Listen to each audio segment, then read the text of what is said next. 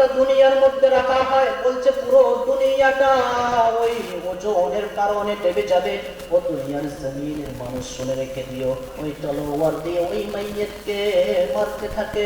শুধু তাই নয়, আল্লাহ রাব্বুল আলামিনের হাবিব বলেন ওই মাইয়িতের কবরের মধ্যে আল্লাহ রাব্বুল আলামিন 70 থেকে 99টা সাপ নিযুক্ত করে।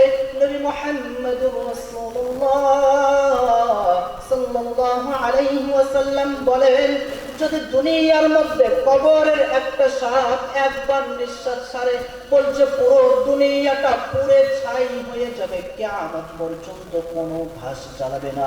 ও দুনিয়ার জমিনের মানুষ, ওই কবরের জিন্দেগি এত সহজ নয়, কবরের জিন্দেগি এত কঠিন।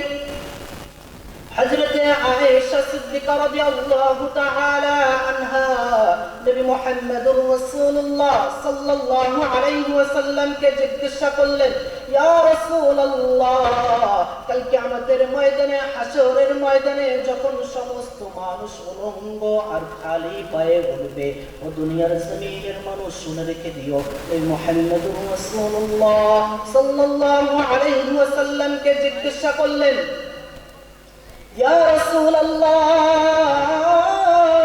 কাল কিয়ামতের ময়দানে যখন সমস্ত মানুষ উলঙ্গ হয়ে খালি পায়ে হাশরের ময়দানের দিকে উঠতে থাকবে, ইয়া রাসূলুল্লাহ, কেউ কি কারো দিকে তাকাবে না?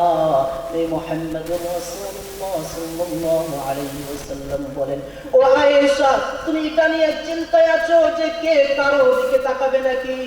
ও আয়েশা, তুমি শুনে রেখে দিও, কাল কিয়ামতের ময়দানে, হাশরের ময়দানে যখন আল্লাহ রাব্বুল আলামিন হিসাব নিকাশ শুরু করবে, সমস্ত